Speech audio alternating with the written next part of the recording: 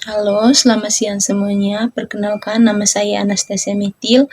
Saya dari kelas 2021D, Program Studi Pendidikan Guru Sekolah Dasar, Universitas Katolik Indonesia Santo Paulus Ruteng. Pada kesempatan ini, saya ingin memaparkan sebuah kasus yang melanggar hak asasi manusia dengan topik seorang ayah yang tega memperkosa anak kandungnya. Baik, selanjutnya dari topik tadi, saya ingin memaparkan peristiwanya. Pada tahun 2023 di Bunis, Kecamatan Lambaleda Timur, terjadi peristiwa menyayat hati di mana seorang ayah melakukan kekerasan terhadap anak kandungnya. Kasus ini melanggar hak anak untuk merasa aman dan berdampak buruk pada kondisi fisik serta mentalnya. Baik, berdasarkan masalah yang telah saya paparkan di atas tadi, terdapat masalah atau pelanggaran HAM dan kasus di atas juga merupakan pelanggaran HAM berat terhadap hak anak dan perempuan, yaitu yang pertama, pelanggaran hak anak. Setiap anak memiliki hak untuk tumbuh di lingkungan yang sama, penuh kasih sayang dan jauh dari segala bentuk kekerasan sebagaimana diatur dalam pasal 19 dan 34 Konvensi Hak Anak. Kejahatan berupa pemerkosaan terhadap anak kandung jelas melanggar hak anak untuk mendapatkan perlindungan dari tindakan kekerasan dan eksploitasi seksual. Yang kedua, pelanggaran hak perempuan. Jika korban adalah anak perempuan, tindakan tersebut juga melanggar hak perempuan untuk hidup tanpa mengalami kekerasan berbasis gender, sebagaimana dijelaskan dalam Pasal 6 Konvensi Penghapusan Segala Bentuk Diskriminasi Terhadap Perempuan. Yang kedua, siapa saja yang menjadi korban dalam pelaku dari kasus tersebut. Oke, berdasarkan kasus yang telah saya uraikan, terdapat korban dan pelaku. Korbannya, yang dimana korbannya adalah anak kandung yang mengalami kekerasan fisik dan psikologis akibat tindakan ayahnya.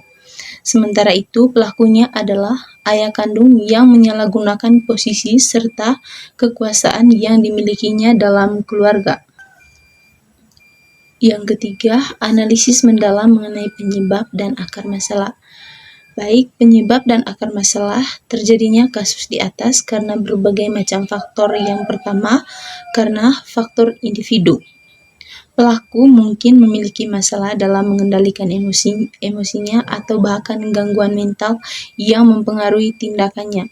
Hal ini bisa jadi akibat pengalaman buruk di masa lalu, kurangnya dukungan emosional, atau kondisi mental yang tidak terlihat. Ketika seorang kesulitan mengatur perasaan atau dorongan, mereka bisa bertindak dengan cara yang merugikan orang lain seperti kekerasan seksual. Yang kedua dari faktor keluarga. Lingkungan keluarga juga berperan besar.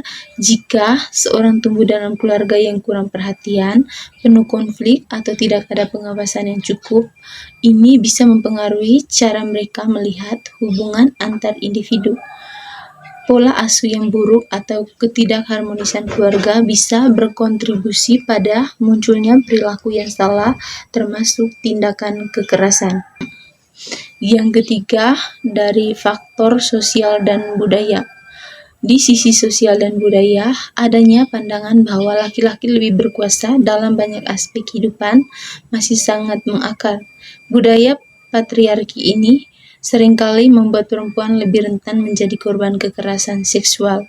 Selain itu, kurangnya pemahaman tentang hak asasi manusia dan kurangnya pendidikan tentang kekerasan seksual membuat banyak orang tidak sadar bagaimana akan pentingnya saling menghormati batasan sehingga kasus kekerasan sulit dicegah. Dampak yang keempat, dampak masalah bagi korban atau bagi pihak lainnya dalam jangka pendek dan jangka panjang. Oke, berdasarkan kasus yang telah saya uraikan tadi, terdapat dampak masalah bagi korban atau bagi pihak lain dalam jangka pendek dan jangka panjang. Yang pertama, dalam jangka pendek. Korban akan merasakan dampak langsung seperti cedera fisik, atau kondisi emosional yang terguncang. Hal ini bisa menyebabkan rasa takut, cemas, dan merasa tidak aman. Yang kedua, dari jangka panjang. Dampak yang lebih serius dapat muncul dalam jangka panjang, seperti gangguan mental yang lebih berat, misalnya PTSD atau Post Traumatic Stress Disorder. Korban juga mungkin kesulitan untuk mempercayai orang lain dan cenderung menarik diri dari pergaulan sosial. Dan bagi keluarga dan masyarakat, kejadian tersebut dapat merusak hubungan keluarga, misalnya dengan menurunnya keharmonisan dan komunikasi antar anggota keluarga. Selain itu, masyarakat bisa kehilangan rasa percaya terhadap keamanan dalam keluarga yang berdampak pada rasa tidak aman secara keseluruhan. Yang kelima, aspek hukum dan HAM dari masalah tersebut dikaitkan dengan instrumen HAM internasional dan atau nasional.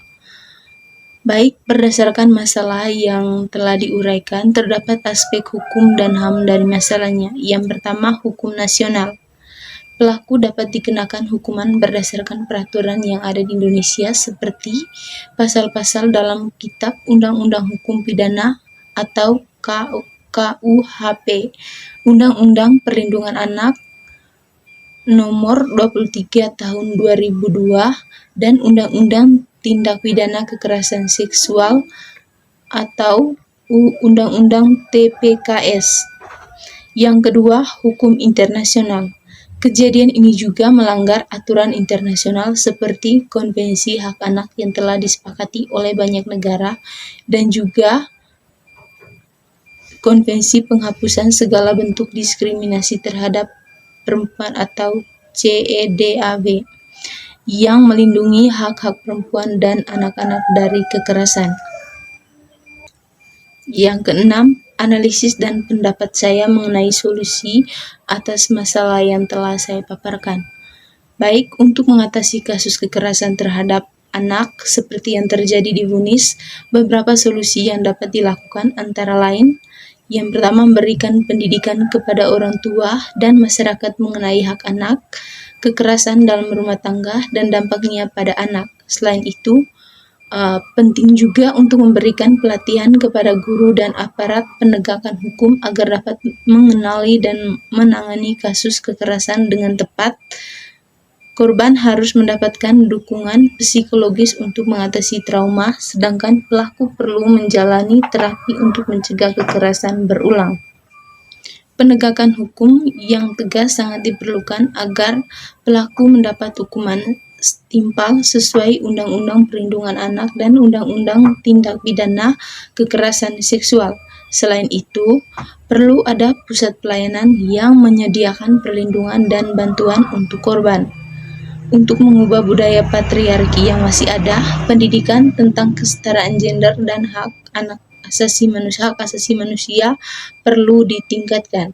Program pengasuhan yang baik dan penyuluhan di sekolah juga penting agar kekerasan dapat dicegah sejak dini sehingga hak anak dan perempuan terlindungi dengan lebih baik.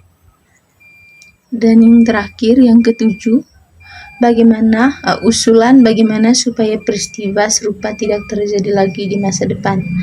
Baik, supaya masalah atau kasus tidak terulang lagi, untuk mencegah terulangnya peristiwa kekerasan terhadap anak dan perempuan di masa depan, perlu adanya pendidikan dan penyuluhan kepada masyarakat tentang hak-hak anak dan perempuan serta dampak dari kekerasan.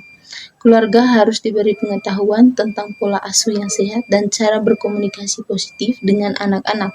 Penegakan hukum yang tegas terhadap pelaku kekerasan juga sangat penting agar ada efek jerah dan menjadi pelajaran bagi masyarakat. Selain itu, layanan pemulihan psikologis dan medis harus tersedia untuk korban serta tempat yang aman untuk mereka melapor. Terakhir, peningkatan kesadaran sosial tentang pentingnya penghormatan terhadap hak individu dan pencegahan kekerasan seksual harus digalakan agar kekerasan dalam rumah tangga dan kekerasan seksual dapat diminimkan. Baik, itu saja materi dari saya. Sekian dan terima kasih.